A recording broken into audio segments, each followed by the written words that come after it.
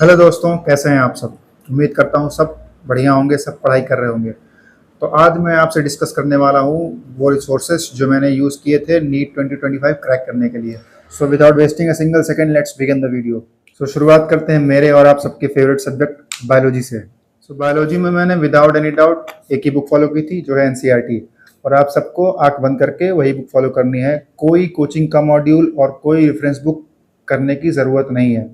और मैंने कैसे किया था अभी आपको बताता हूँ। सो बायोलॉजी में मैंने from the introduction of the chapter two the summary सारा मैंने लाइन बाय लाइन अच्छे से किया था।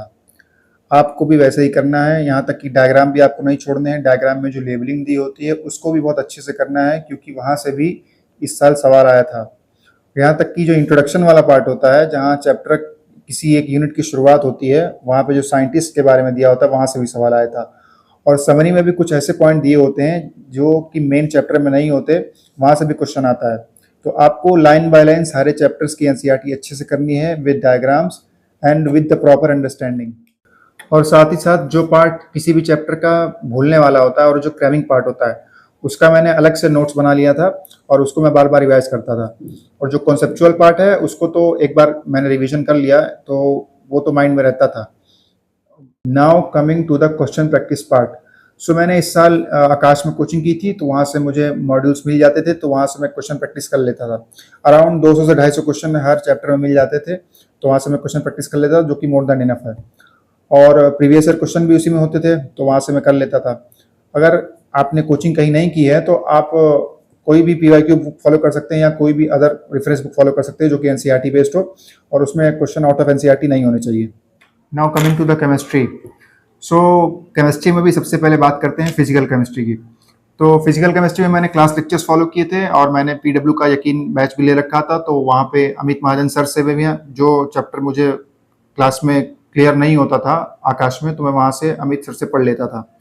और बाकी बात करें क्वेश्चन प्रैक्टिस की, तो मैं आकाश के मॉड्यूल से क्वेश्चन सॉल्व करता था और प्रीवियस ईयर सॉल्व करता था।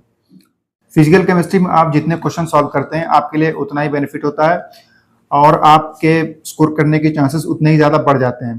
सो मैंने इसके लिए अलग से कुछ जेईई मेंस के भी पीवाईक्यू सॉल्व किए थे कुछ चैप्टर्स में, और एनसीईआरटी एग्जाम्पलर और एनसीईआरटी के जो इंटेक्स क्वेश्चन और एक्सरसाइजेज होती हैं वो भी सॉल्व किए थे।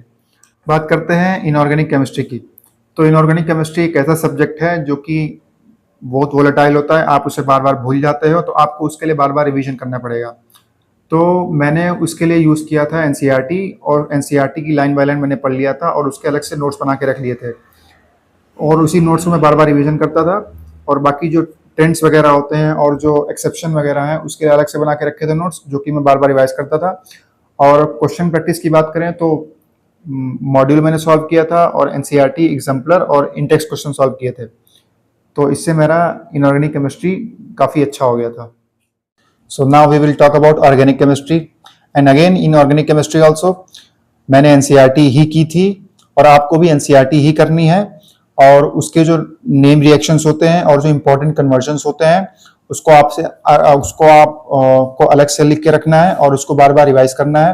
एनसीईआरटी के जितने भी एग्जाम्पल्स हैं, जितने भी इंटेक्स क्वेश्चन है, और खासतौर से एनसीईआरटी एग्जाम्पलर, उसको आपको अच्छे से 2-3 बार कर लेना है। और प्रीवियस ईयर क्वेश्चन अगर आप 4-5 बार कर लोगे और विद प्रॉपर रिवीजन, तो ऑर्गेनिक केमिस्ट्री आपकी अच्छी हो जाएगी। Now coming to the nightmare subject, the physics.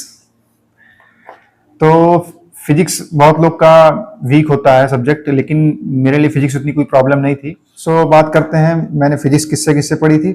So physics मैंने स्टार्टिंग से ही एमआर सर से पढ़ी थी, और मेरे भी जो भी डाउट वगैरह होते थे मैं कोचिंग में जाके उसे क्लियर कर लेता था।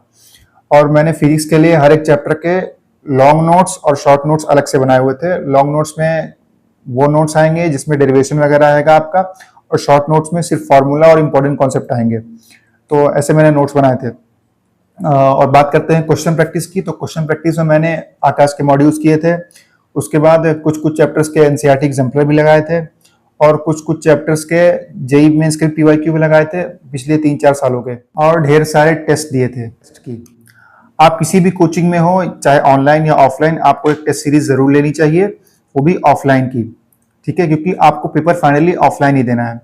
तो आप टेस्ट देने उसमें रेगुलर जाइए, भले ही आपके कम नंबर आ रहे हैं उससे कोई मतलब नहीं है।